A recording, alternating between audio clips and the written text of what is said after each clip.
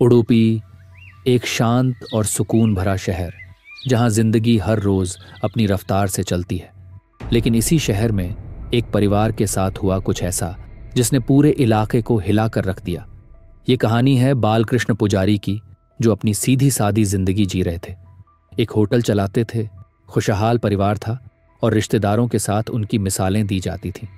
पर अचानक एक रात ऐसी आई जिसने उनकी जिंदगी को हमेशा के लिए बदल दिया। कहानी है प्यार, धोखे और इंसाफ की लड़ाई की।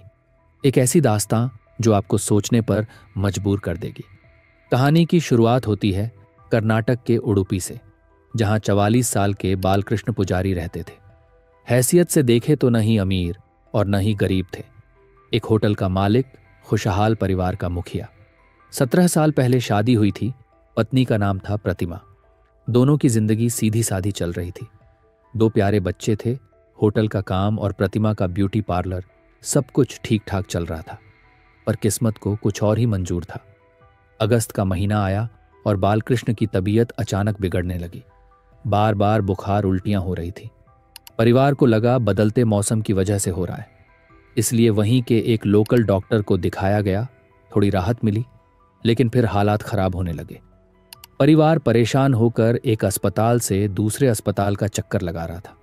शुरुआत में डॉक्टर ने कहा पीलिया है। इलाज शुरू हुआ, पर कोई सुधार नहीं। बालकृष्ण की हालत बिगड़ती गई। 9 अलग अलग बड़े अस्पताल छान मारे गए। हर बार एक ही नतीजा कि तबीयत में कोई सुधार नहीं।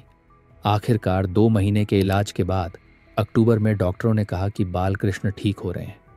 19 अक्टूबर को उन्हें घर भेज दिया गया। लंबे वक्त से बीमार बालकृष्ण को देखने के लिए सभी रिश्तेदार आते हैं। 19 अक्टूबर की रात सब कुछ सामान्य लग रहा था। बालकृष्ण पुजारी अस्पताल से लौटे थे। रिश्तेदारों का जमावड़ा था। सभी खुश थे कि बालकृष्ण अब ठीक हैं।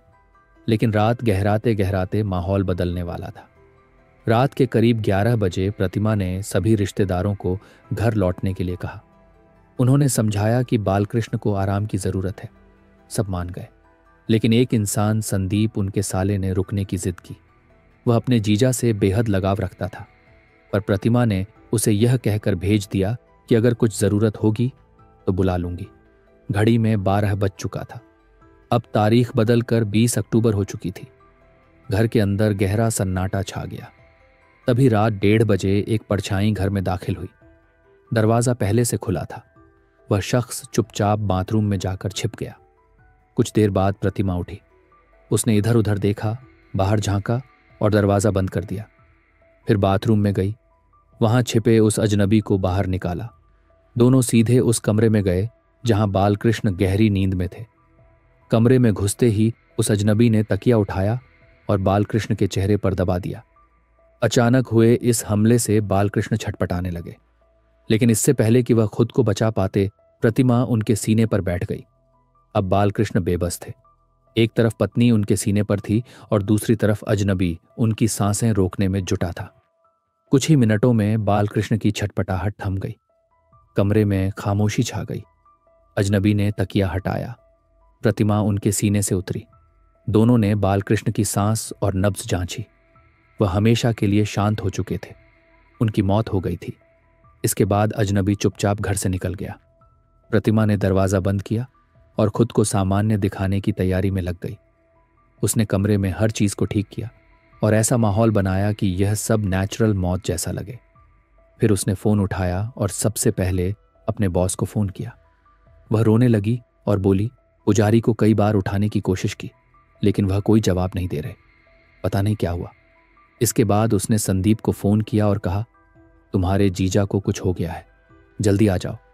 संदीप यह सुनते ही घबरा गया। थोड़ी ही देर में रिश्तेदार वापस घर पहुंचने लगे। सुबह तक सब बालकृष्ण के पास जमा हो गए।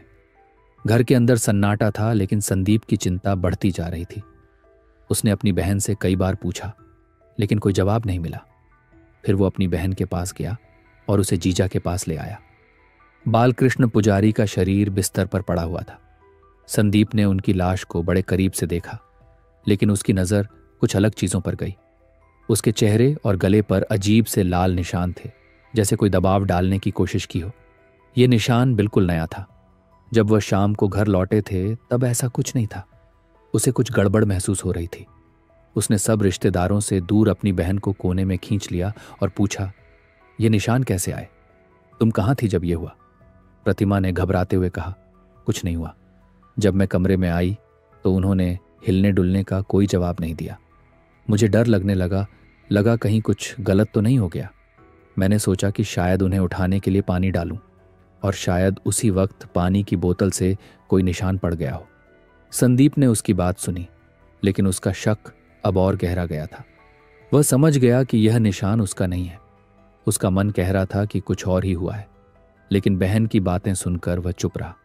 फिर उसने और कुछ नहीं पूछा, लेकिन दिल में सवालों की लहर चल रही थी।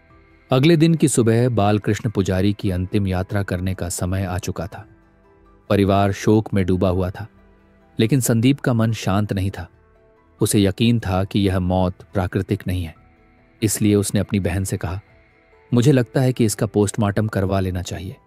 अगर सब कुछ ठीक है तो यह साबित हो जाएगा कि यह सिर्फ बीमारी से हुआ है। लेकिन प्रतिमा ने फौरन मना कर दिया। उसने कहा, संदीप, ऐसा कुछ नहीं है। ये निशान सिर्फ पानी की बोतल से पड़े हैं।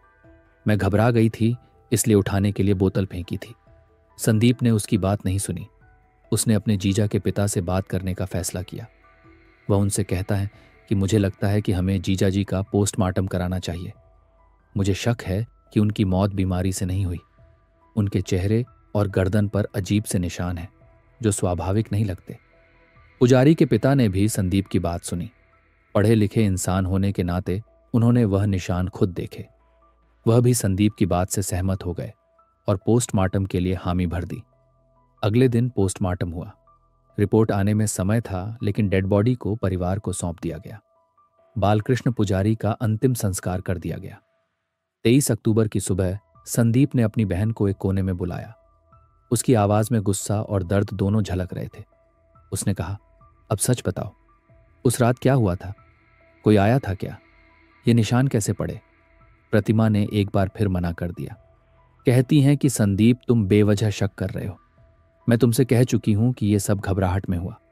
तब संदीप ने एक दिलीप हेगड़े नाम के एक शख्स का नाम लिया और कहा, यह नाम तो तुम्हें पता ही होगा। मैं और जीजा इस सच्चाई को जानते थे। दिलीप हेगड़े 28 साल का लड़का जिससे तुम्हारा रिश्ता था। अब तुम झूठ नहीं बोल सकती। सच बताओ, क्या वह उस रात यहां आया था? इसके बाद तो प्रतिमा के चेहरे का रंग उड़ चुका था। उसका झूठ अब टिक नहीं पा रहा था। उसने घबराते हुए कहा, नहीं, ऐसा कुछ नहीं है। तुम गलत समझ रहे हो। दरअसल ये कहानी कुछ ऐसी है कि कोरोना काल में जब पूरी दुनिया घरों में कैद थी, तब सोशल मीडिया लोगों की जिंदगी का नया साथी बन चुका था। इसी समय प्रतिमा, जो बालकृष्ण पुजारी की पत्नी थी, उसने भी ब्यूटी पार्लर बंद होने के कारण अपना वक्त इंस्टाग्राम पर बिताना शुरू कर दिया। यहीं उसकी मुलाकात हुई दिलीप हेगड़े से। दिलीप एक बिजनेसमैन का बेटा था जो कोरोना की वजह से मुंबई से वापस अपने परिवार के पास उडुपी आ गया था। पहले ये मुलाकात एक साधारण चैट से शुरू हुई। धीरे धीरे ये चैट दोस्ती में बदली और फिर दोस्ती इश्क में। दोनों छुप छुप कर मिलने लगे। बालकृष्ण को जब इस रिश्ते का अंदाजा हुआ तो उन्होंने प्रतिमा को समझाने की कोशिश की। यहां तक कि उन्होंने अपने साले संदीप से मदद मांगी। संदीप ने भी अपनी बहन को समझाया। इसके बाद प्रतिमा ने वादा किया कि वह दिलीप से कोई रिश्ता नहीं रखेगी। लेकिन सच कुछ और था। यह रिश्ता खत्म होने के बजाय और गहरा हो गया। प्रतिमा और दिलीप ने मिलकर एक ऐसा कदम उठाने की ठानी जिसने सभी को दंग कर दिया। इश्क ने दोनों की सोच पर ऐसा असर डाला कि उन्होंने बालकृष्ण को रास्ते से हटाने का फैसला कर लिया। इस प्लान के तहत सबसे पहले उन्होंने स्लो पॉइजन देने की सोची। इसके लिए उन्होंने इंटरनेट पर रिसर्च कर ऐसा जहर ढूंढा जो धीरे धीरे शरीर के अंगों को खराब करता है। जुलाई में दिलीप ने एक फर्जी मेडिकल स्टूडेंट बनकर यह जहर को मंगवा लिया। अगस्त आते आते प्रतिमा ने यह जहर बालकृष्ण को खाना में मिलाकर देना शुरू कर दिया। बालकृष्ण की हालत बिगड़ती गई। कई अस्पतालों के चक्कर लगाए गए, लेकिन बीमारी का असली कारण किसी को पता नहीं चल रहा था। 19 अक्टूबर को जब बालकृष्ण अस्पताल से डिस्चार्ज हुए तो प्रतिमा और दिलीप ने सोचा कि यह योजना काम नहीं कर रही। इसलिए उन्होंने अगली रात यानी 20 अक्टूबर को रात के 1:30 बजे दिलीप चुपचाप घर आया। प्रतिमा ने पहले से दरवाजा खुला रखा था। दिलीप अंदर आया, बाथरूम में छुप गया। थोड़ी देर बाद प्रतिमा ने उसे बाहर बुलाया। दोनों सीधे बेडरूम में गए जहां बालकृष्ण सो रहे थे। दिलीप ने तकिया उठाया और बालकृष्ण के चेहरे पर जोर से दबा दिया, लेकिन यह साजिश लंबे समय तक छुप नहीं सकी। पोस्टमार्टम रिपोर्ट में गला घोंटने का साफ सबूत था। संदीप ने भी चुपके से अपनी बहन की पूरी बात रिकॉर्ड की और इसे लेकर पुलिस स्टेशन पहुंच गया। पुलिस ने ऑडियो सुना और पोस्टमार्टम रिपोर्ट से मामले की पुष्टि की। कुछ ही घंटों में पुलिस ने प्रतिमा और दिलीप दोनों को गिरफ्तार कर लिया। ये ऑडियो इत्तेफाक से बाद में किसी और के जरिए सोशल मीडिया तक पहुंच गया। सोशल मीडिया पर प्रतिमा का कन्फेशन लीक हो गया। जिसने भी सुना वही दंग रह गया। तो दोस्तों, ये कहानी सिर्फ एक कत्ल की नहीं, बल्कि रिश्तों में छिपे धोखे और इंसाफ की लड़ाई की मिसाल है। एक साले ने अपने जीजा के लिए वो किया जो शायद कोई सोच भी न सके। प्यार, लालच और बदले की यह कहानी हमें सिखाती है कि सच को कभी दबाया नहीं जा सकता।